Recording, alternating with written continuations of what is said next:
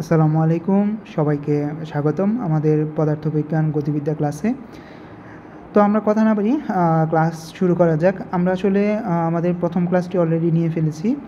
তো এই ক্লাসে আমরা দেখব আসলে গতিবিদ্যা থেকে কীরকম প্রশ্ন আসে এবং এগুলো কীভাবে উত্তর করা যায়। তো আমরা কিছু মডেল কোশ্চেন রেডি করেছি, যেগুলো সাধারণত মেরিন ড্রিম আর এর পক্ষ থেকে তৈরি করা, এবং এই প্রশ্নগুলো বেশিরভাগই মেরিন রিলেটেড যে প্রশ্নগুলো হয়ে থাকে তার সাথে সম্পৃক্ত। তো আমরা আশা করি যে এরকম প্রশ্নই তোমরা পরবর্তী মেরিন পরীক্ষায়ও পাবে। অত বেশি কথা না বাড়িয়ে শুরু করি। আমরা এখানে যেহেতু উত্তর দেওয়া নেই, তো আমরা একটু চেষ্টা করব এগুলো সলভ করার। মুক্তভাবে পড়ন্ত বস্তুর উপর কোন বল কাজ করে? অবশ্যই এটা অভিকর্ষ বল, এখানে তো কারো কোনো সন্দেহ থাকার কথা নয়। মুক্তভাবে কোনো বস্তু যখন উপর থেকে নিচে পড়ে তখন তার উপর অভিকর্ষ বল প্রয়োগ করে। যে স্থানাঙ্ক ব্যবস্থার সাহায্যে বস্তুর অবস্থান নির্ণয় করা হয় তাকে কি বলে? তা কি? প্রসঙ্গ কাঠামো। এখানে অন্য কোনো অপশনের কোনো অস্তিত্ব থাকার কথা নয়। প্রসঙ্গ কাঠামোর উপর ভিত্তি করে আসলে তার অবস্থান নির্ণয় করা হয়। কোনটি ত্রিমাত্রিক গতির উদাহরণ? ত্রিমাত্রিক গতির উদাহরণ হচ্ছে উড়োজাহাজের গতি। কেন উড়োজাহাজের গতি? কারণ হচ্ছে আমরা জানি একমাত্র ত্রিমাত্রিক গতি আমরা প্রাসে দেখতে পাই, এবং প্রাসের উদাহরণ হিসেবেই পারফেক্ট উদাহরণ হচ্ছে উড়োজাহাজ। তো এটিও আমরা ক্লিয়ার হয়ে গেলাম। আচ্ছা, গড় ত্বরণ নির্ণয় করা যায় অবস্থান বনাম লেখচিত্র থেকে, বেগ ও সময় লেখচিত্র থেকে, বেগ বনাম সময় লেখচিত্র থেকে। তো নিচের কোনটি সঠিক? তো আমরা দেখতে পাচ্ছি এখানে 4টি অপশন রয়েছে, তার মধ্যে সঠিক হচ্ছে 2 এবং 3। কেন 2 এবং 3? সময়, আচ্ছা, অবস্থান বনাম সময় দিয়ে আসলে ত্বরণ নির্ণয় করা যায় না। বেগ বনাম সময় দিয়েই সাধারণত আসলে কি বলা হয় যে ত্বরণ নির্ণয় সেটি করা যায়। তো এখানে দুটি আছে, বেগ বনাম সময়, একটি লেখচিত্র, একটি হচ্ছে সারণী। সারণী থেকে লেখচিত্র, লেখচিত্র থেকেই ত্বরণ। তো সেই ক্ষেত্রে 3 নাম্বারটি উত্তর হবে। তো তোমরা এই উত্তরগুলো পরবর্তীতে দেখতে পারবে। অবশ্যই এই প্রশ্নের উত্তরগুলি আমরা ভিডিও শেষে দিয়ে দিব। কোন প্রসঙ্গ কাঠামোর সাপেক্ষে বস্তুর গতিকে কি বলে? কোনো প্রসঙ্গ কাঠামোর সাপেক্ষে বস্তুর গতিকে কি বলে? প্রসঙ্গ কাঠামোর সাপেক্ষে বস্তুর গতিকে বলে আপেক্ষিক স্থিতি। হ্যাঁ, আপেক্ষিক স্থিতি। হ্যাঁ, অনেকে বলতে পারবে আপেক্ষিক গতি। আসলে না, আপেক্ষিক গতি জিনিসটা না, কারণ বস্তুর গতি প্রসঙ্গ কাঠামোর সাপেক্ষে বস্তুর গতি সেটা আপেক্ষিক স্থিতি হয়। আমি যতদূর জানি আপেক্ষিক স্থিতি। আচ্ছা, চলে যাওয়া যাক আমাদের 6 নম্বর প্রশ্নে।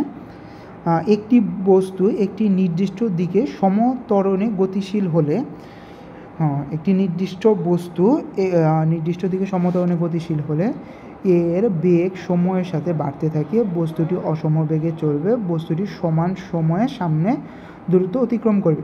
নিচের কোনটি সঠিক? এখানে 1 এবং 2। 1 এবং 2 হচ্ছে এর বেগ সময়ের সাথে বাড়তে থাকে, বস্তুটি অসম বেগে চলবে, বস্তুটি সমান সময় সমান দূরত্ব অতিক্রম করবে। সমান সময় সমান দূরত্ব অতিক্রম করলে এটি আসলে ত্বরণের মাঝে পড়ে না, এটি তোমরা খুব ভালো করেই জানো। আর বস্তুটি তখন সমবেগেও চলবে না, এবং বেগের সাথে বেগ সময়ের সাথে বাড়তে থাকবে। আশা করি জিনিসটি ক্লিয়ার হয়েছে।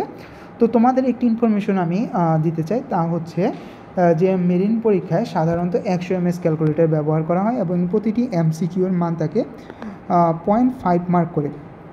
যেহেতু খুবই কম নাম্বার, সেজন্য আসলে তারা চেষ্টা করে একটু সহজ হয় এরকম টাইপের প্রশ্ন দেওয়ার। তো তার জন্যই আমরা দেখতে পাচ্ছি প্রশ্নগুলো কিন্তু যথেষ্ট সহজ। অন্য ভার্সিটি কিংবা অন্য যে কোনো জায়গা থেকে প্রশ্নগুলো সহজ।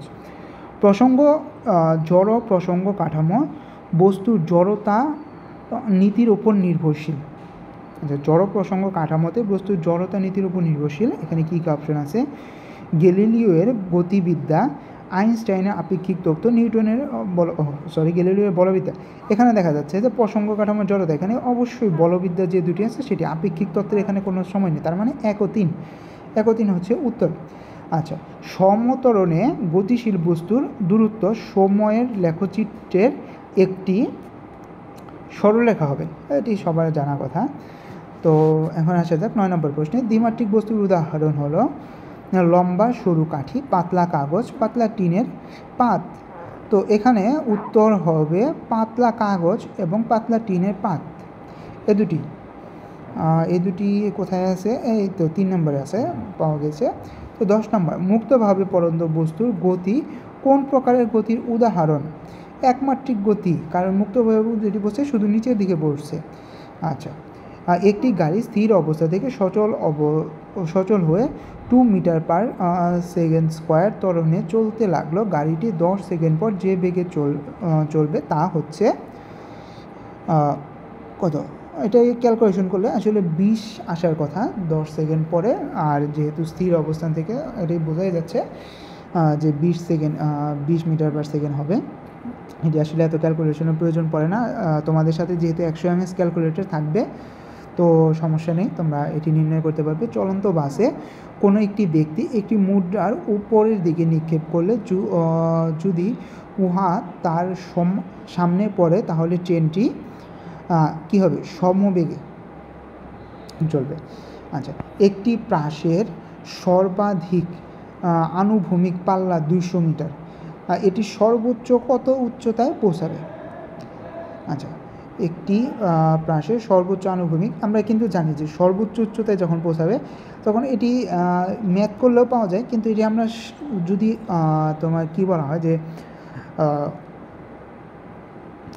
এটা ভুলে গেছি, শর্টকাট হিসাবে আমরা যদি বলতে পারি, শর্টকাট হিসেবে আনুভূমিক পাল্লার অর্ধেক হবে তার সর্বোচ্চ উচ্চতা। কারণ কি, আনুভূমিক পাল্লা একবার যাওয়া আসা যতক্ষণই দূরত্ব তার অর্ধেক সর্বোচ্চ উচ্চতা, তার মানে 100 মিটার এখানে হয়ে গেল।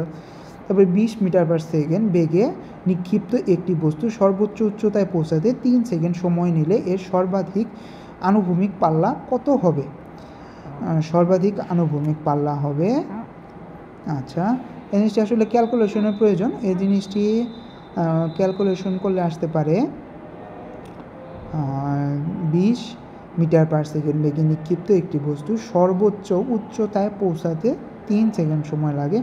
তো এটাই সাধারণত 3 সেকেন্ড সময় লাগলে সর্বাধিক আনুভূমিক পাল্লা, যেহেতু আসলে এটাই ক্যালকুলেশন করলে হবে 20 মাইনাস 3 ইন্টু, যাই হোক, তাহলে এর উত্তর হবে 40 এর কাছাকাছি। আমি কিভাবে বুঝলাম?